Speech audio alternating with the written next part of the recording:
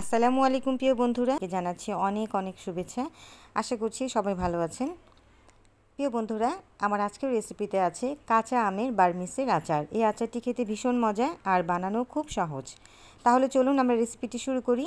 এখানে আমি নিয়েছি 1 কেজি পরিমাণ কাঁচা আম। এই আমটাকে আমি ধুয়ে খোসা ছাড়িয়ে নিব। এখন কাঁচা আমের মৌসুম, চারিদিকেই অনেক কাঁচা আম পাওয়া যায়।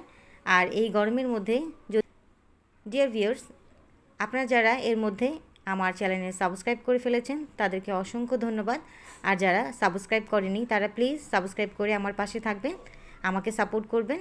আর আমার রেসিপিগুলো যদি আপনাদের ভালো লাগে তাহলে অবশ্যই আমার চ্যানেলে লাইক, কমেন্ট, শেয়ার করে আমার পাশে থাকবেন। আমি এক এক করে আমের খোসাগুলো ছাড়িয়ে নেব। আমের খোসা ছাড়ানো একটু ঝামেলার কাজ, একটু সময় নিয়ে ধৈর্য নিয়ে করতে হবে এই কাজটি। আমি আমের খোসাগুলো ছাড়িয়ে আমগুলোকে এভাবে স্লাইস করে কেটে নিয়েছি। আর যারা আচার প্রেমী আছেন তারা একবার হলেও বাসায় এই আচারটি তৈরি করে দেখবেন। বেশি পাতলা করা যাবে না, তাহলে আচারটা ভালো হবে না। আমের মধ্যে অ্যাড করব চিনি 1 কাপ পরিমাণ। আমি আরও আধা কাপ পরিমাণ চিনি অ্যাড করছি। আম এবং চিনির মধ্যে দিয়ে দিব সিরকা 2 টেবিল চামচ পরিমাণ। সিরকাটা দিয়ে একটা চামচের মাধ্যমে ভালো করে নেড়ে চেড়ে নিব।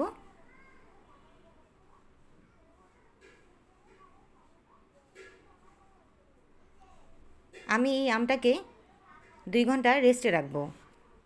2 ঘন্টা পর চলে আসলাম। প্রিয় বন্ধুরা, দেখুন কতটা পানি বের হয়েছে আমের গা থেকে।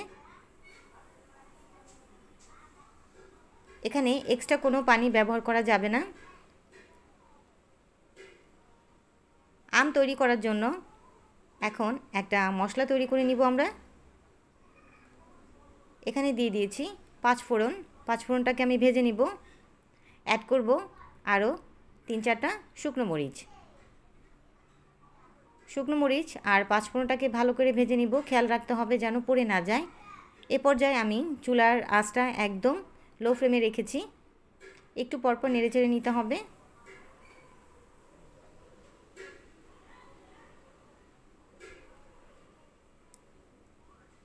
পাঁচফোড়নগুলো যখন ফুটে আসবে তখন বুঝে নিতে হবে 5 ফোড়ন ভাজা হয়ে গেছে। দেখুন এক এক করে ফুটে আসছে। আর যখন ভাজার সময় মিষ্টি একটা ঘ্রাণ বের হবে তখন বুঝে নিতে হবে ভাজা হয়ে গেছে। এখন আমি চুলা থেকে নামিয়ে নিব এই ভাজা মশলাগুলো। এরই মধ্যে চুলায় আরেকটা হাঁড়িতে আমি আমগুলো বসিয়ে দিব, যেগুলো আমি সিরকা আর চিনি দিয়ে ভিজিয়ে রেখেছিলাম। একটু নেড়েচেড়ে নিব। বলক আসা পর্যন্ত অপেক্ষা করব। যখন বলকটা চলে আসবে তখন অ্যাড করব সামান্য পরিমাণ হলুদের গুঁড়ো আর মরিচের গুঁড়ো। এখানে আমি 1/4 টি চামচ পরিমাণ হলুদের গুঁড়ো, মরিচের গুঁড়ো অ্যাড করেছি। এখন দিয়ে দিলাম আধা চামচ পরিমাণ 5 ফোড়নের গুঁড়ো। অ্যাড করলাম চিলি ফ্লেক্স আধা চা চামচ পরিমাণ।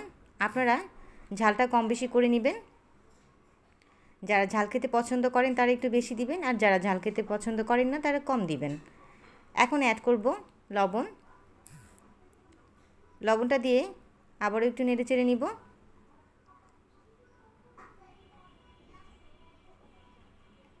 এই আচারটা তৈরি করতে সময় লাগে মাত্র 5 মিনিটের মতো, খুব বেশি সময় লাগে না। 5-7 মিনিটের মধ্যেই আপনার এই আচারটা হয়ে যাবে।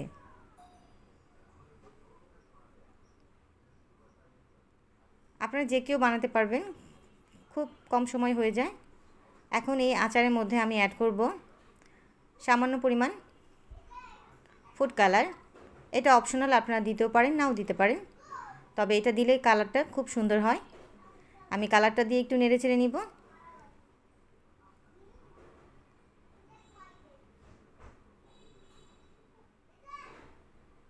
দেখুন আচারের কালারটা কত সুন্দর হয়েছে। আমি এখন চুলা থেকে নামিয়ে নিব।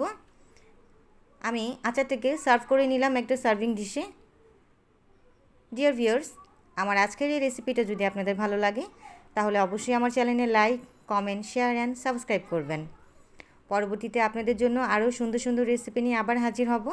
ততক্ষণ পর্যন্ত ভালো থাকবেন। আর আমার পাশেই থাকবেন। আমার রেসিপিটা যদি ভালো লাগে অবশ্যই ইনবক্সে আমাকে জানাবেন কেমন হলো। প্রিয় বন্ধুরা, আজ এই পর্যন্তই। পরবর্তীতে আপনাদের জন্য আবারও সুন্দর একটা রেসিপি নিয়ে, মজার একটা রেসিপি নিয়ে হাজির হব। ততক্ষণ পর্যন্ত ভালো থাকবেন, আমার জন্য দোয়া করবেন আর আমাকে সাপোর্ট করবেন, সব সময় আমার পাশে থাকবেন। আল্লাহ হাফেজ, আসসালামু আলাইকুম।